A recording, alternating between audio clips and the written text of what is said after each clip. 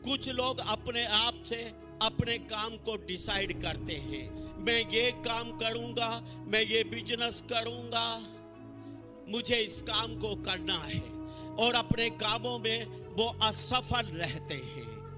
प्रभु ने अगर आपको बिजनेस के लिए नहीं बुलाया, आप बिजनेस ना करें। आप प्रभु से प्रार्थना करें, प्रभु के दास से प्रार्थना करवाएं, अगुवाई को मांगे कि प्रभु आपके जीवन से क्या चाहता है। जब आप कोई भी बिजनेस, कोई भी काम प्रभु की अगुवाई में करेंगे, आप उस काम में जरूर सफल होंगे।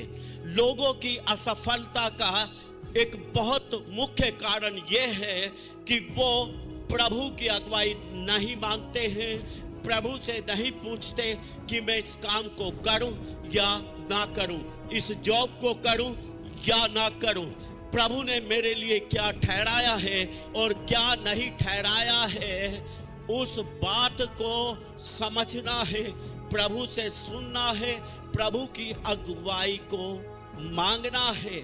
जब आप प्रभु की अगुवाई से कुछ भी करेंगे, आप उस काम में सफल होंगे। आमीन। बाइबल में लिखा है, मैं इस्राएल का परमेश्वर तेरा छुड़ाने वाला है, और जिस मार्ग पर तुझे चलना है उस मार्ग पर मैं तुझे ले चलता हूँ। आपको ले चलने वाला, आपकी अगुवाई करने वाला परमेश्वर है। बाइबल में लिखा है, मैं तेरे आगे आगे चलने वाला यहोवा हूँ। आमीन। वो बोलता है, मैं आप चलूंगा और तुझे विश्राम दूंगा। कब? जब आप उसकी अगुवाई में चलेंगे।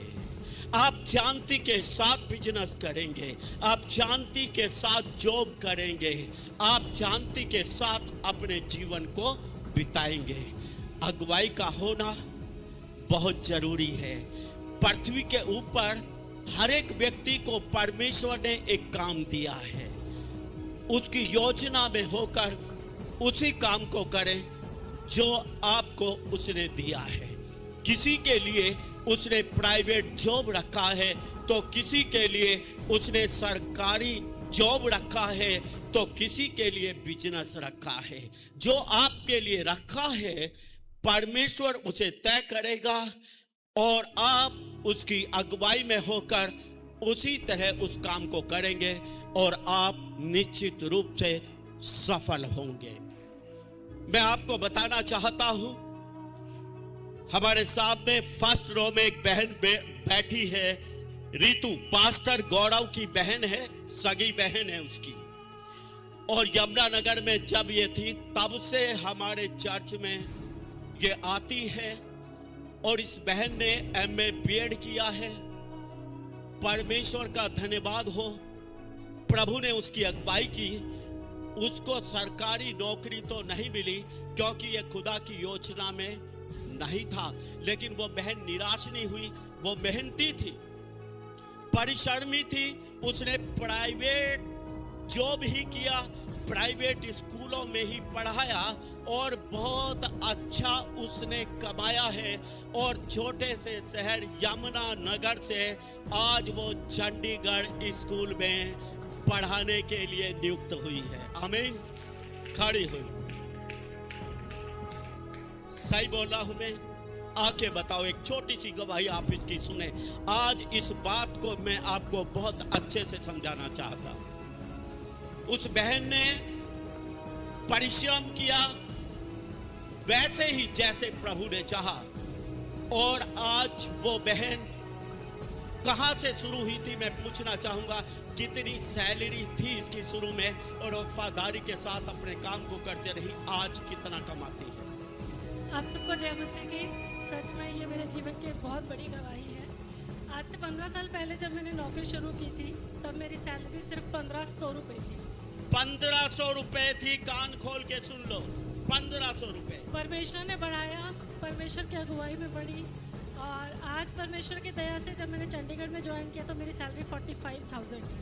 45,000 है, और वो टीचर है।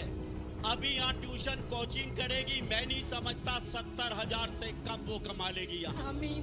परमेश्वर की दया मेरे साथ है और सच में ये परमेश्वर का अनुग्रह है, क्योंकि मैं हिम्मत हार चुकी थी। मार्च पूरे महीने मैंने चंडीगढ़ में ट्राई किया जॉब के लिए, लेकिन मुझे जॉब नहीं मिली। तो मैंने मन बना लिया कि ठीक है, यमुनानगर में ही परमेश्वर की योजना है, मैं यहीं DPS में काम करती रहूँगी। लेकिन 28 मार्च को मुझे यहाँ सेंट जोसेफ से कॉल आया और उन्होंने ऑनलाइन डेमो लिया और उसी में मुझे अप्रूव कर दिया। सचमुच ये परमेश्वर की योजना थी जो उसने मुझे यहाँ पर अपॉइंट करवाया। सारा आदर महिमा परमेश्वर को मिले। जोरदार ताली। आप वफादार रहें अपनी जगह। आपके विषय में प्रभु की योजना है, आप बिजनेस करें तो आप विश्वास के साथ उस बिजनेस को शुरू करें, भले ही छोटा है, लेकिन अगर आप वफादारी के साथ उस बिजनेस को करेंगे वो बिजनेस कितना भी बढ़ जाएगा। आमीन। आपको खुदा ने प्राइवेट जॉब दिया है, आप ईमानदारी वफादारी के साथ उस जॉब को शुरू करें, चाहे वो 1500 रुपए से शुरू है। आप वफादारी के साथ प्रभु पर भरोसा करते हुए चलते रहे, आपको परमेश्वर बढ़ाएगा।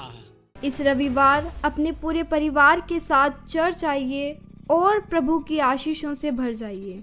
चर्च का पता एक बार फिर से मैं आपको बता देती हूँ। सेक्टर 29D, देश सेवक भवन, चंडीगढ़। अधिक जानकारी के लिए स्क्रीन पर दिए गए नंबरों पर आप संपर्क कर सकते हैं। आप सभी को जय मसीह की।